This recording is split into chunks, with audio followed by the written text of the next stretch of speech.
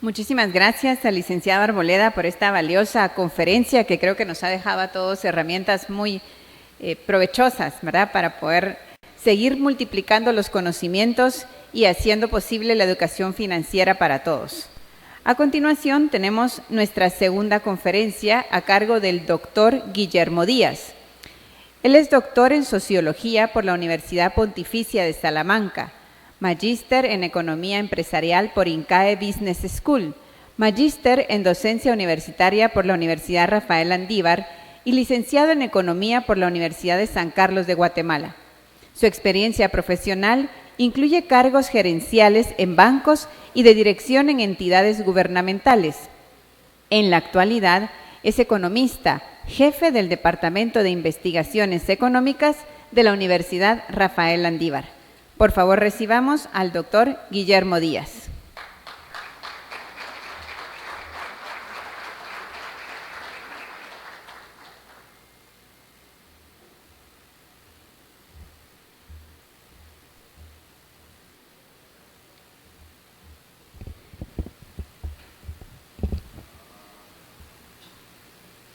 Aquí está bien, gracias, muy amable.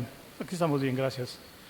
Muy buenos días, gracias por su asistencia, su atención a esta mañana y a la Dirección de Atención al Consumidor por la invitación. Segunda vez que tengo la oportunidad de participar en uno de estos eventos.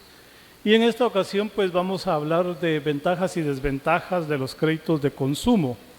Cuando estaba hablando el anterior expositor, pues estaba recordando también algunas situaciones que he vivido y lo que él mencionaba en algunos aspectos al inicio de su presentación es bastante cierto. Recuerdo que en algún momento, hace ya 10 años o más, hicimos una investigación con usuarios de tarjetas de crédito sobre educación financiera y nos sorprendió que entre más de 1000 consultados, encuestados, en una encuesta no probabilística por conveniencia, porque era quien quería contestar y quien no, pues más del 90% no sabía cuál era su tasa efectiva de interés, no había leído el contrato de la tarjeta de crédito y en fin, no sabía cuáles eran las condiciones sobre las cuales estaba contrayendo el crédito. Entonces me pareció muy interesante todo eso de la falta de educación financiera que existe en nuestros países y recuerdo que en algún momento que me tocó también estar en la parte académica dentro de la Universidad Rafael Andívar, propuse que se diera un curso precisamente de finanzas personales, que es la materia pendiente. Es decir, como bien decían, generamos muchos profesionales pues que a veces no saben medir el riesgo y por eso es que meten las de andar, dice mi colega, solo miran la tasa de rentabilidad y dicen, voy a ganar tanto, pero no se recuerdan el axioma que dice que a mayor rentabilidad, mayor riesgo, y por consiguiente, así como llevo las de ganar, llevo las de perder en los proyectos de inversión, y a veces pues se dan al traste que se cumplió más el riesgo que la variable de rentabilidad, ¿no? Entonces, un poco lo que hay que tener en cuenta es eso, ¿no? Y ya entrando en materia, pues hablamos de ventajas y desventajas de los créditos de consumo. Listo, ahora sí ya, le estaba dando a la inversa. Bien, primero vamos a ver qué nos dice la legislación guatemalteca sobre créditos de consumo. Luego vamos a hablar de sus ventajas, las pocas que tiene, las desventajas que las tiene más. Luego vamos a hablar un poco de la regla 2010 y finalmente algunos consejos útiles. Y por último, pues si alguien quiere tener alguna pregunta o comentario, pues dejaremos ahí el espacio correspondiente, ¿no? El reglamento de riesgo crediticio, que es la resolución JM 47-2022, como está establecido ahí, nos define que son los créditos de consumo y nos dice que son aquellos activos otorgados a personas individuales que se utilizan para financiar la compra de bienes de consumo o pago de servicios, ¿sí? O bien gastos no relacionados con actividades productivas.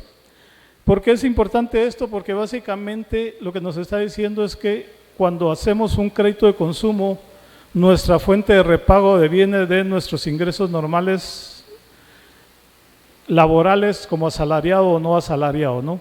Básicamente eso, es decir, Cuando yo presto para comprar y poner mi changarro de tostadas, por decirlo en esos términos coloquiales, pues mi fuente de pago va a venir de las ganancias que yo pueda obtener de esa venta. Pero cuando yo presto para irme de juerga, para hacerlo coloquialmente, pues no voy a tener fuente de ingresos, mis ingresos van a ser los normales. Y es ahí donde uno tiene que empezar a tener esa claridad, ¿sí?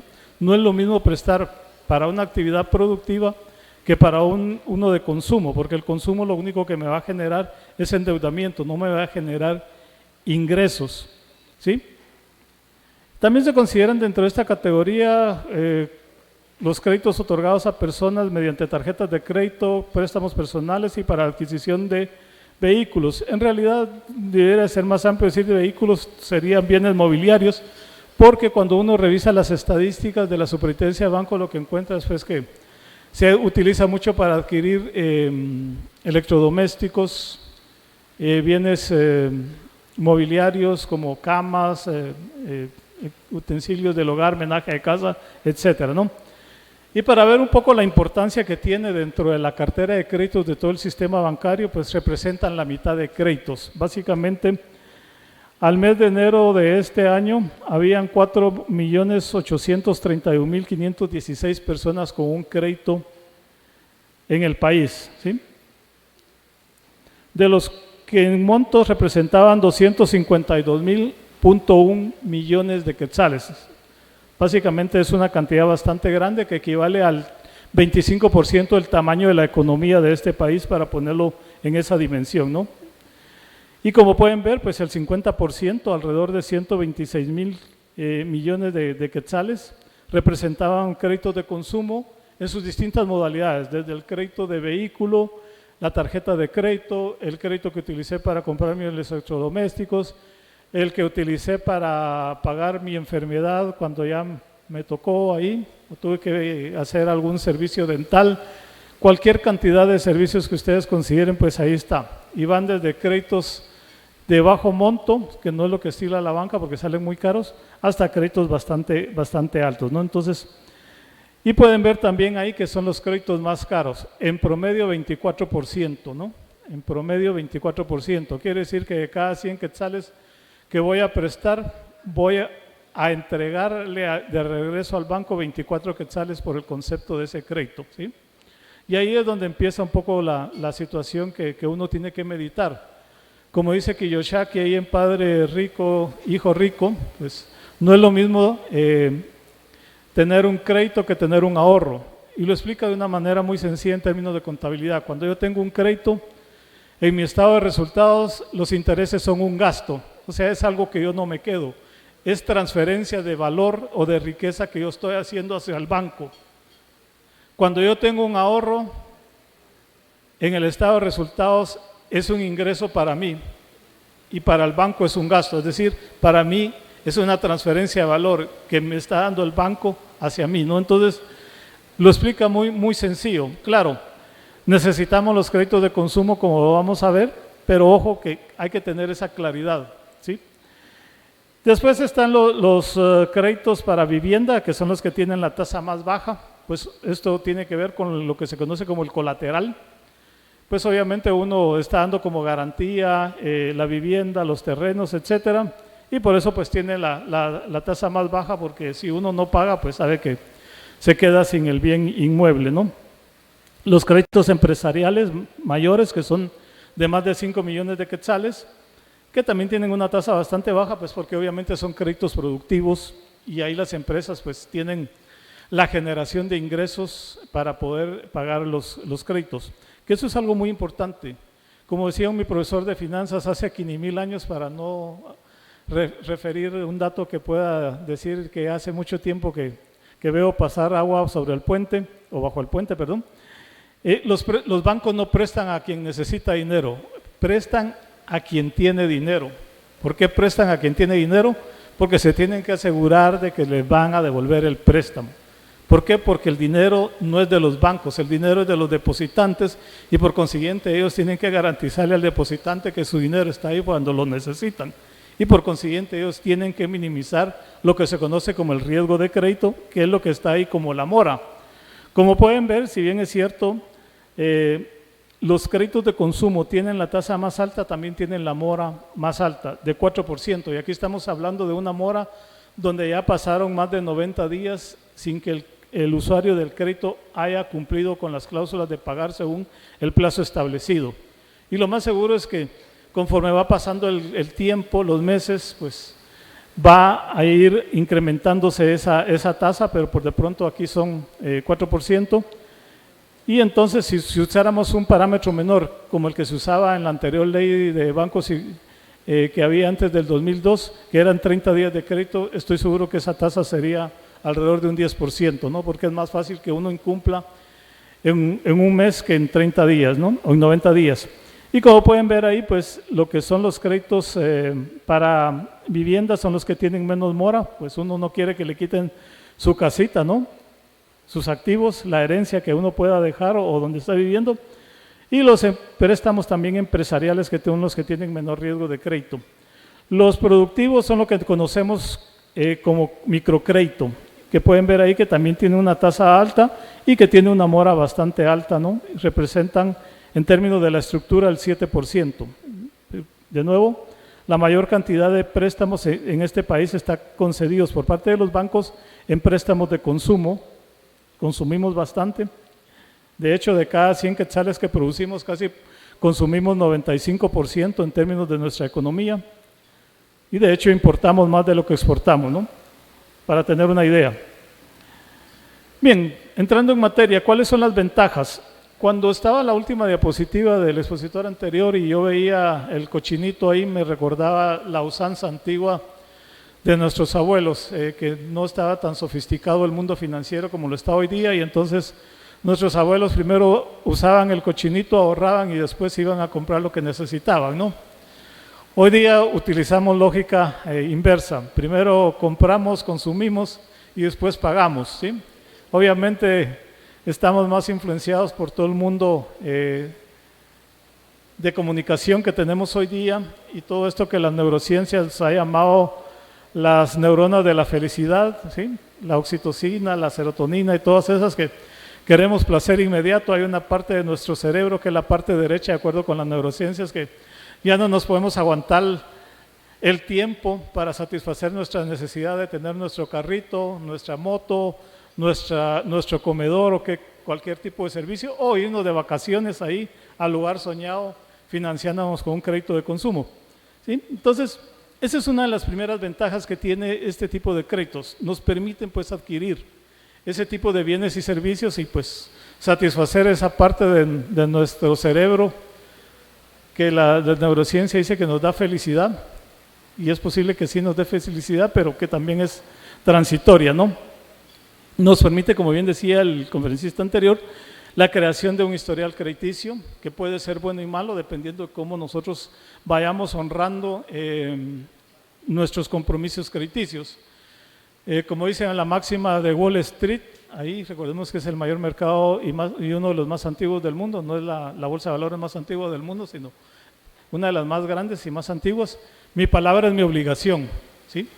Y hay de aquel que no cumpla su palabra, que no pague el crédito o que no haga la inversión que se comprometió a hacerla porque hasta ahí llegó. No necesitaban firmar papeles en aquella época de 1600 y algo, sino simplemente su palabra bastaba, pero si la incumplía, fuera del ring, ¿no? Como decían, ahí ya están como créditos malos. Entonces, ojo con eso porque a veces las personas no lo tienen en consideración, la importancia de su récord crediticio que puede tener hasta consideraciones de contratación. Hoy día se ha vuelto usual para algunas empresas decirle a las personas que van a contratar, por favor vaya a la superintendencia de bancos y tráigame una copia de su sistema de información de riesgo de crédito. Principalmente aquellas personas que van a manejar dinero, yo lo he visto sin que sea publicidad negativa, porque no estoy diciendo nombres, como digo, voy a decir el milagro y no el santo. Lo he visto en contrataciones de call center. Tienen que ir porque recuérdense que ahí los chicos van a estar expuestos a información sensible y principalmente de empresas extranjeras. Entonces, tienen que ver una prueba muy fehaciente de cómo está su escala de valores. Y si ahí ya le salió con su récord crediticio ahí que negativo que ya está en triple C o algo más, pues muchas gracias por haber aplicado, pero no lo contratamos, ¿no? Entonces, eso es algo que a veces las personas no toman en consideración, y no digamos cuando necesitan alguien que les preste y van al banco y le dicen, no, usted no califica porque obviamente no tiene el mejor historial crediticio. Y no hay nada mejor que tener un récord crediticio pues saludable, es una muestra de salud financiera, que es algo muy importante, tan importante que, por ejemplo, el Premio Nobel de Economía, Angus Deaton, Premio Nobel de Economía 2014-2015, si recuerdo bien, después de la crisis de las hipotecas subprime, que fue una crisis de carácter mundial económica, acuñó un término que se llama angustia económica, ¿sí? O sea, ya no solamente tenemos problemas de enfermedades físicas, sino también problemas de enfermedades financieras, es decir, angustia económica. Las personas que se iban a la cama y en las noches no podían conciliar el sueño pensando cómo iban a resolver sus problemas financieros de deudas, de pago de renta, etcétera, etcétera, porque no habían sabido cómo manejar sus finanzas, ¿no? Y entonces ahí viene la otra desventaja, que también puede convertirse en una desventaja, y un poco hay que tener uno en cuenta eso y tenerlo claro, que las cuotas pueden ser bajas, pero ahí hay que tener uno claridad qué es lo que está pagando, ¿no? Porque eso de cuotas bajas, pues me permite a mí, como bien decía ahí anteriormente, pues uno puede comprar con 0% de enganche su carrito a 100 meses plazo, que serían alrededor de 8 años, pero ya en 8 años pues el carrito va a estar bastante depreciado y pues ya no va a tener mucho valor, y entonces uno lo que va a tener es un activo que va a valer menos que el valor del crédito, y de acuerdo con el teorema de Merton, pues cuando el valor del activo es menor que el valor de la deuda, pues la lógica financiera dice no hay que pagar la deuda, ¿no? Entonces lo mejor que uno puede hacer es no pagar la deuda, ¿no? Pero tiene un costo desde el punto de vista crediticio, ¿no? Mancha su récord crediticio. En otras palabras, pues ojo con eso, porque ahí uno está haciendo una gran transferencia de valor. Pero generalmente eso es lo que las personas ven. El promedio de las personas lo que miran es que sea una cuota baja que pueda pagar, que esté dentro de su presupuesto semanal o mensual. Por eso es que algunas instituciones pues cobran de manera semanal, porque así diluyen. No es lo mismo decirle a una persona va a pagar 500 quetzales mensuales a decirle en la base de la pirámide, ¿sí? Va a pagar 125 mensuales. Las desventajas, pues aquí están, como ya lo vimos en la estadística pura para que quede evidenciado. La tasa de interés generalmente tiende a ser alta, principalmente cuando es lo que se conoce como una tasa flat, no sobre una tasa sobre saldos. Una tasa flat o sobre una cuota, ¿no?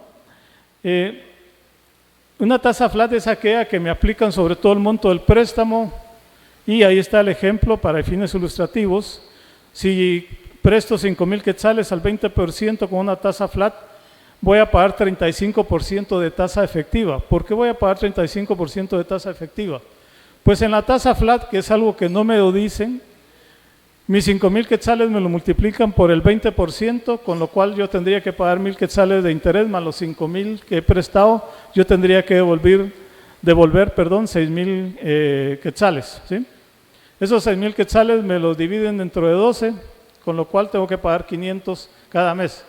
Pero esos 500 no me están calculando el interés sobre el saldo que voy teniendo cada vez que voy abonando a capital, sino fue parejito, así, al ras.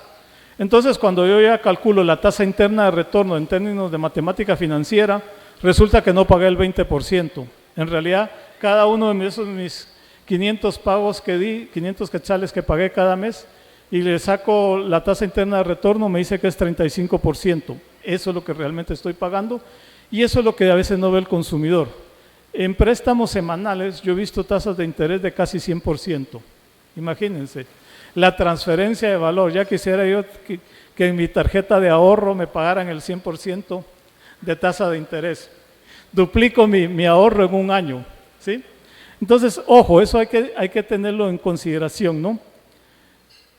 Mientras que, ya decía, con ese mismo préstamo, con la tasa flat, semanal estaría pagando 115.38 y su tasa flat aumentaría a 37%, es decir, el solo cambio de reducir la periodicidad del pago de mensual a semanal aumenta en 2 puntos porcentuales la tasa de interés, que uno puede decir, bueno, no es mucho, ya quisiera yo verlos ir a un banco que generalmente en promedio está pagando ahorita un 5%, pero la mayor de las veces es un 3%, decirle págame un 5% de tasa de interés, sí, pero tráigame otros 100,000 quetzales, le va a decir, no es tan fácil que suban las tasas de interés así, ¿no? Entonces, ojo con eso, porque sí tiene sus desventajas y como ya dije, al final pues se convierte en una transferencia de valor. Yo estoy dando riqueza de mi parte hacia el banco, lo cual no quiere decir que esté en contra de los préstamos de consumo,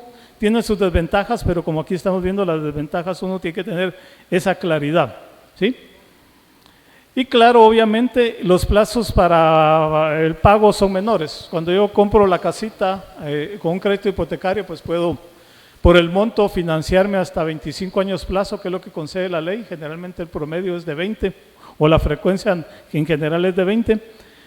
Y en este menor plazo lo que hace es que aumenta las cuotas o bien la frecuencia de pago, ¿no? Eso que hacen para diluir la cuota, que le dicen a uno, bueno, entonces se lo puedo dar con una cuota semanal o quincenal en lugar de mensual, principalmente en lo que es las personas de la base de la pirámide, pues que no tienen ingresos mensuales asegurados, sino de que viven una economía al día, como se dice coloquialmente, ¿no? Entonces, eso también hay que tenerlo en consideración, que no van a ser plazos muy largos, no más de unos 5 años, la mayoría de las veces son 3 meses, o 3 años, perdón, para pagar este tipo de créditos. Y luego, pues, tienen costos adicionales por comisiones y recargos, que a veces uno no lo toma en consideración. Es muy común que lleven, como se dice ahí, empaquetado un seguro de vida y que le digan a uno, mire, es que si usted se muere no va a dejar deudas a sus familiares, pues resulta que ni se murió y se pasó los 36 meses pagando la cuota del seguro, que fue dinero que básicamente uno regaló. Así hay que verlo, ¿no? Entonces, y que aumentaron los costos de financiamiento y también las comisiones por desembolso y los trámites y qué sé yo, ese tipo de cosas, o comisiones por caer en mora, que a veces eso las personas no lo toman en consideración, pero todo eso encarece los costos de crédito y de nuevo va contra nuestro bolsillo, ¿no? Como consumidores.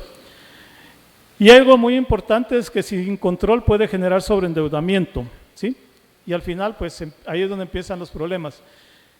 Y esto es algo muy importante. A veces las personas o los consumidores no llevan un buen registro de sus diferentes deudas que tienen, empezando con el cuchubal, luego la tarjeta de crédito, el préstamo del carro. Entonces resulta que en algún momento se ven desbalanceados y resulta que ya no tienen ese 50% que dicen. Yo recuerdo que cuando yo trabajé como analista de crédito, la norma era entre 30 y 35% de la relación cuota-ingreso, como se le llama en la terminología bancaria, es decir, que uno deba dedicar no más allá del 35%, en algunos casos era hasta el 40% de su ingreso mensual al pago de deudas, pero veo que ahora ya están más laxos y le dicen que hasta el 50%. La verdad es que vivir con el 50% de su salario ya es complicado, no digamos cuando uno ya excedió y tiene el 60-70%. Y entre dejarle de pagar al banco y dejarle de comer, yo creo que aquí ustedes ya conocen la respuesta. No conozco una persona que racionalmente vaya a dejar de comer todo un mes con tal de honrar sus deudas, ¿no? Entonces ya saben por qué después vienen los problemas de atrasos afectando el historial crediticio, porque es por ese sobreendeudamiento. Las personas no llevan un buen control y aparte del consumo normal que hacen con la tarjeta, ¿sí?, adquieren un extrafinanciamiento y no lo contabilizan y hacen una compra ahí en el almacén y qué sé yo, y ahí empiezan las complicaciones. Entonces, ojo que si no se lleva ese buen control, uno empieza a tener problemas. Y por eso aquí, pues, en una de las literaturas que encontré, pues aquí les traigo la regla 2010, que nos dice cómo poder calcular lo que idealmente sería para tener salud financiera, el monto a pedir prestado. Dice el monto a pedir prestado debe ser como máximo, dice como máximo, ojo, no dice mínimo, dice máximo. menor o igual en términos matemáticos, ¿no? 20% de los ingresos netos anuales. Eso no incluye la deuda hipotecaria por las razones que ya mencioné, que uno no la puede pagar a corto plazo y que hay una garantía hipotecaria. Por ejemplo, si mis ingresos anuales son de 50,000, el crédito debería ser menor o igual, para efectos de crédito de consumo, que es lo que estoy hablando, de 10,000, no más allá de eso. Porque si es más allá de eso, pues van a empezar los problemas. Y el otro 10 es lo de la cuota. La cuota debe ser máximo 10% del ingreso mensual. Entonces, 20% de mi ingreso anual para el monto del préstamo y 10% de mi ingreso mensual, ¿sí? Con lo cual, con un ingreso mensual de 4,166, la cuota del ingreso debiera ser de 416,60. Como pueden ver, solo por ese préstamo de consumo. Más si a eso le sumo la hipoteca y la tarjeta de crédito y todo lo demás, estoy seguro que voy a llegar a ese 50% que hablaban de relación de financiamiento, ¿no? Entonces, ojo con esto. Entonces, no olviden esta regla del 20-10 para la consideración por si quieren tener salud financiera, no quieren padecer angustia económica, no estar ahí a las 2 de la mañana que solo los grillos se oyen, pensando ahí cómo van a pagar sus deudas o salir de los compromisos financieros adquiridos. Algunos consejos útiles entonces: el monto de los pagos de crédito no debe ser mayor, de nuevo, debe ser menor a entre 30 y 35%, que es lo que se podría considerar razonable, o si quieren ustedes ser laxos, pues pueden poner entre 40 y 50% para tener salud financiera. La salud financiera, créanme que es importante, muy importante como para poder seguirse de viaje uno, con sus ahorros, sin ningún compromiso, muy importante como para decirse uno, darse el gusto de decir un día, este trabajo ya me hartó, he seguido mi salud financiera y tengo mis más de 6 meses de ahorro que dice la ley de emprendimiento, por si el changarro no me funcionó, tengo 6 meses de ahorro para sobrevivir, ¿sí? Entonces uno puede decir, me renuncio, me voy y tengo un par de meses ahí para reubicarme, pero sé que tengo mi guardadito, mi colchoncito ahí para poder sobrevivir y no seguir mortificándome en un trabajo donde ya no me siento cómodo, ¿no? Entonces esto es muy importante, el tener salud financiera, porque me permite ese tipo de libertades, ¿no? Comprar al crédito lo que se necesita, como dijeron anteriormente, evitar las fuerzas por impulso. Como diría el psicoanalista Lacan, ahí, los impulsos son como son como el caballo salvaje que quiere andar libremente por la pradera, pero mi yo racional debe ser el jinete que lo doma, es decir, es lo que me debe contener. Y lo que dicen en educación financiera es que uno debe pensar si necesita eso que quiere comprar, si realmente lo necesita o es un impulso, y que debe postergar la compra, es decir, bueno, no lo voy a comprar hoy, voy a venir el día de mañana a comprarlo. Entonces da unas 24 horas para que toda esa emoción y toda esa serotonina, oxitocina y todo eso que le está transformando a uno su cerebro, pues se descargue por la noche y ya pueda pensarlo mucho mejor, ¿no? Para no tener un sobreendeudamiento. Tener el registro del total a pagar cada mes por los distintos créditos, pues para evitar el sobreendeudamiento. Y esto también es ideal en el microcrédito. A veces los emprendedores se emocionan y terminan adquiriendo demasiadas deudas y terminan contrayendo sobreendeudamiento. Generalmente los estudios lo que han demostrado es que las personas incumplen sus pagos de deudas por sobreendeudamiento, es decir, adquirieron montos de créditos mayores a los que podían pagar. Parafraseando a Sun Tzu, dice Sun Tzu en El arte de la guerra, no pelees guerra que no estés seguro que has de ganar. Aquí, parafraseándolo, yo diría, no contraigas deuda que no estés seguro que has de pagar, ¿sí? Entonces, si no estoy seguro que no voy a pagar esa deuda, mejor no contraerla, como dice en Sun Tzu, si no estoy seguro que voy a ganar la batalla, mejor no ir a ella. Y realizar abonos a capital para reducir el plazo y el monto de los intereses. Esto es algo muy importante, porque si yo me quedo atado pagando mi casa hasta los 20 años, hasta que cumplí la cuota 240, casi que pagué 2 casas. Hagan la matemática financiera y se los aseguro. La estadística lo que nos demuestra es que la mayoría de personas, cuando digo la mayoría, más del 80%, lo paga entre 8 y 10 años, ¿sí? Uno, porque ya quiere sentir la emoción, la felicidad de decir, finalmente esta casa ya es mía y aquí tengo los papeles y etcétera, etcétera, ya puedo celebrar, nadie me va a sacar de aquí. Y dos, es porque quiere tener ese alivio financiero y ya no tener que seguir cargando esa cuota. Entonces, en la medida de lo posible que uno vaya teniendo su ahorrito por ahí, pues irlo dedicando hacia hacia abono de capital para ir reduciendo el monto del préstamo y por consiguiente el monto de los intereses a pagar e invertir idealmente la cuota, la distribución de la cuota mensual para que sea mayor la cantidad que se paga capital y menor la cantidad que se paga intereses. Porque si ustedes hacen de nuevo su numerito ahí en matemática financiera, en la primer cuota que uno hace de la casa, casi el 85% son intereses y un 15% es a capital. Entonces, básicamente estoy pagando solo intereses. Y lo mejor es invertir esa razón. Claro, aquí la gran pregunta que surge es cómo voy a generar esos ahorritos. Pues aquí otra regla que ya no la puse ahí, se me olvidó, pero que no la digo yo, la dice Robin Sharma en el club de las 5 de la mañana. Les aconsejo que lo lean, es un libro muy motivacional, que tiene otra regla que se llama la 20-20-20. 20 minutos para meditar, 20 minutos para hacer ejercicio y 20 minutos de lectura. Entonces dice, con eso uno ya fortaleció el cuerpo, el alma y aprendió y se enriqueció también. Pues él tiene esta regla que se llama la regla del 1%. Y dice, si uno se dedica un 1% a mejorar cada día, 1% a mejorar cada día, en 30 días ya mejoró 30%, lo cual quiere decir que en 3 meses ya casi alcanzó el 100% de mejora. Es decir, cualquier meta que uno tenga, si uno la dedica a hacer 1%, pues en 30 días ya avanzó 30%. Y en 100 días ya la cumplió. Y esto mucho se lo digo a mis estudiantes de investigación cuando estoy asesorando tesis, que me dicen es que no logro avanzar. Yo le digo, mire, defina usted de qué tamaño quiere ser su tesis, 50 páginas, avance un 1% cada día. Y si va haciendo ese 1%, en 100 días ya cumplió su meta, ¿no? Entonces, no tenemos que empezar, a veces cuando nos dicen en educación financiera, ahorre como mínimo el 10, 15, 20%, lo vemos así algo muy difícil. Podemos empezar con 1%.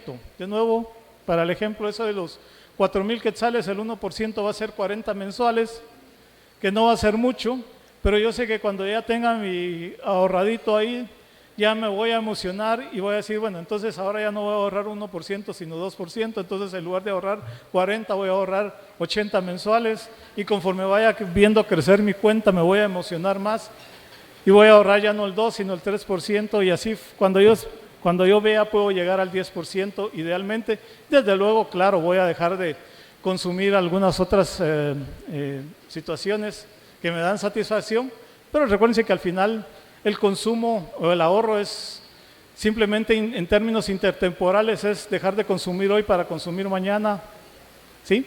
O el préstamo es a la inversa, ¿no? Entonces, eso es algo que uno debe tener en consideración.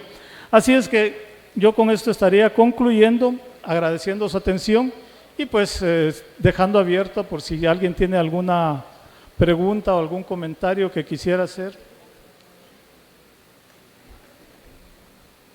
Entiendo que no, como le digo a mis estudiantes, no todos a la vez con uno.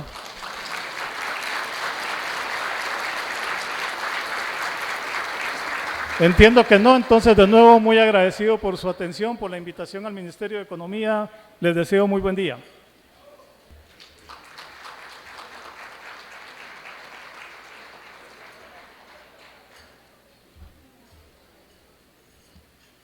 Muchas gracias al doctor Guillermo Díaz por todos estos consejos, conceptos que nos ayudan a tener una mejor salud financiera con todas las ventajas y desventajas que hemos aprendido hoy de las prácticas que acostumbradamente hacemos con nuestros créditos y nuestras finanzas.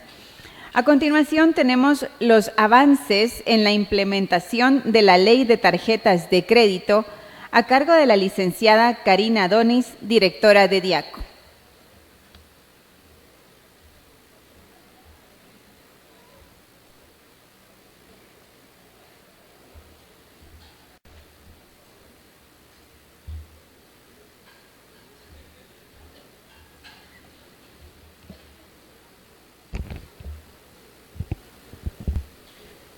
Buenos días nuevamente.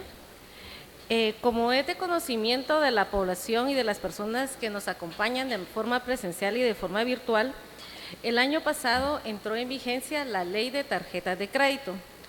Para ser específico, el 1 de marzo es que se le comienza la Unidad de Protección de Servicios Financieros a cargo de la Dirección de Atención y Asistencia al Consumidor.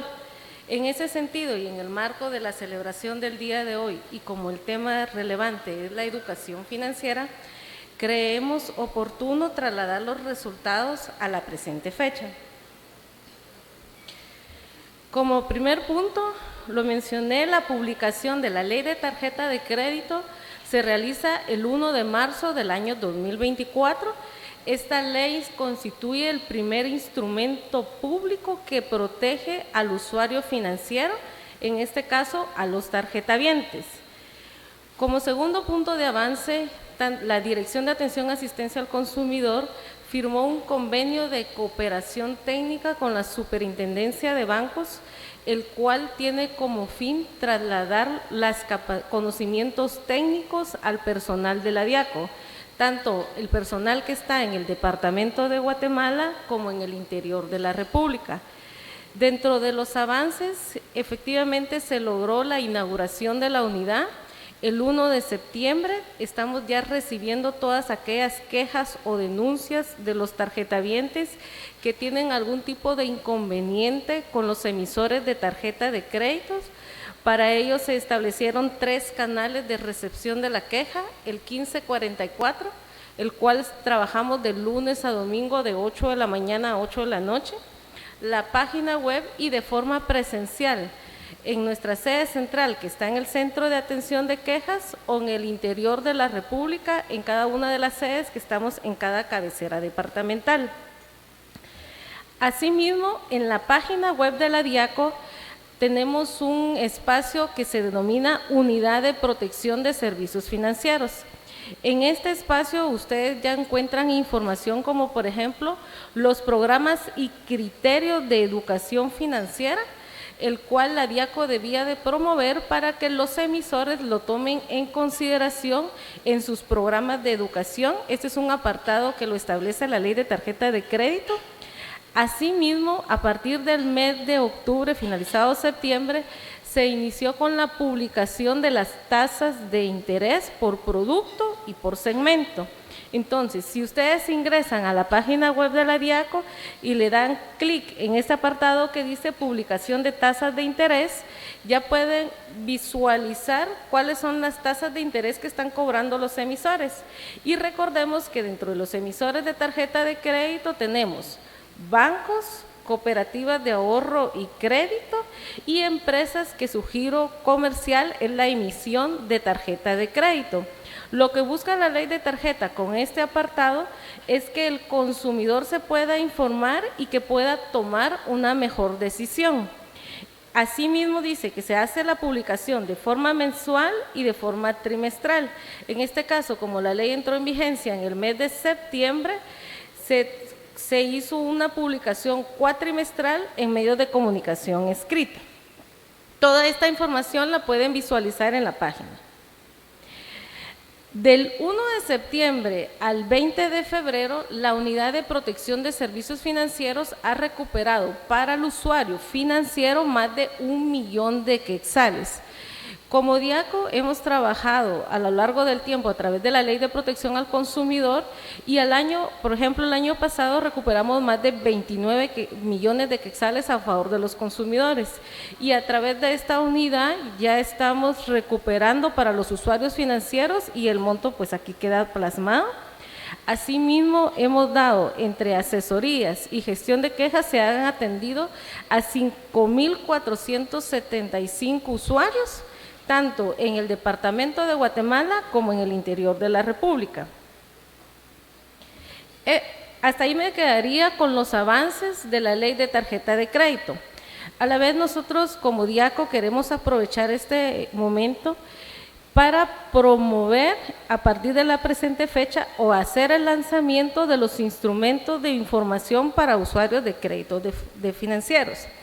Como a lo largo de la jornada hemos hablado de las prácticas responsables de los proveedores, pero proveedores, como les decía, estamos hablando de bancos, cooperativas, empresas que se dedican a dar préstamo, las empresas que financian estos electrodomésticos, por lo que en el marco de la Estrategia Nacional de Inclusión Financiera, que tiene como objetivo mejorar el acceso y el uso de los servicios financieros a través del ahorro, los seguros, los créditos y las alternativas de pago, la protección al usuario financiero es vital. ¿Y por qué es vital? Porque un consumidor que está educado puede tomar mejores decisiones y evitar el sobreendeudamiento. Pero a la vez, para la estrategia, a través de esta mesa de protección, es vital también que los proveedores, que son los que nos proveen estos servicios financieros, también estén capacitados sobre sus obligaciones y puedan tener a su alcance instrumentos que les permitan que este consumidor esté informado y que conozca también de sus derechos y obligaciones, porque como ya se ha dicho anteriormente, no es únicamente vender o conceder el préstamo, es que este usuario también cumpla con su obligación de pagar en tiempo y en la forma establecida. La Mesa de Protección al Usuario Financiero está integrada por la Superintendencia de Bancos, el Banco de Guatemala, el Ministerio de Economía, que trabaja a través de la Dirección de Atención y Asistencia al Consumidor. Por lo que como coordinadora de la mesa les presento acá esta hoja que nosotros le denominamos hoja resumen. Trabajamos en dos herramientas, la hoja resumen de créditos de consumo y la hoja resumen de créditos hipotecarios. ¿Qué es lo que buscamos con esta hoja? Que el usuario que solicita un crédito comprenda la diferencia entre pagar al contado, pagar a 6 meses, pagar a 12 meses, semanal, de forma mensual. Que tenga claro que si paga de contado la cantidad va a ser menor y que si paga cuotas la cantidad va a ser mayor. Asimismo, que si incumple con los pagos, tiene que saber que hay una mora, que hay comisiones. Queremos un consumidor responsable, pero para que este consumidor sea responsable necesitamos un proveedor responsable, un proveedor que provea, valga la redundancia, la información transparente, clara, oportuna en la concesión del crédito de consumo. Entonces, en esta hoja, nosotros con las tres instituciones lo que trabajamos fue poner todos los datos que el consumidor debiera de saber al momento de tener un crédito. Si bien es cierto, ustedes otorgan como empresa privada un contrato, pero en la práctica más del 80% de las personas no lo leen. Y el que lo lee, la mayoría no lo comprende. Entonces, necesitamos consumidores que comprendan sus obligaciones. Entonces, proveemos esta hoja, la cual está ya al alcance a través de la página web de la DIACO, en el apartado de Unidad de Protección de Servicios Financieros, y el objetivo es incentivar a todos estos proveedores a que utilicen la misma en la concesión de estos créditos. La segunda herramienta que estamos promoviendo el día de hoy a través de la Estrategia Nacional de Inclusión Financiera es la hoja resumen para créditos hipotecarios. Lo mencionaba hace un momento el doctor. Si yo como usuaria pago mi vivienda en los 20 años que dice el contrato, lo que voy a pagar es 2 veces el valor de la casa. Si lo pago en menor tiempo, va a ser menor. Sin embargo, el contrato también habla de penalizaciones a pago de capital. Entonces, en estas hojas nosotros hacemos un resumen de los datos vitales que debiera de comprender el consumidor y que para que él, como les digo, pueda pagar de forma oportuna y cumplir con sus obligaciones. Y me quedo acá con un dato final. Un crédito de consumo responsable busca la contribución al bienestar económico del consumidor, estimula el crecimiento económico y promueve la inclusión financiera, por lo que finalizo instando a todas estas empresas a que utilicen este tipo de herramientas. Muchas gracias.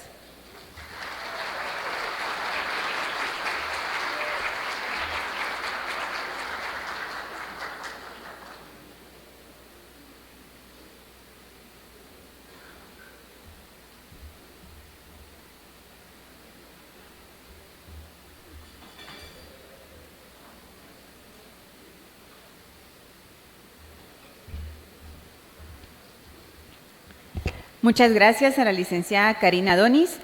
Y pues de esta manera damos por concluido esta jornada de educación financiera en los créditos de consumo, promocionando las prácticas responsables en materia de concesión de créditos.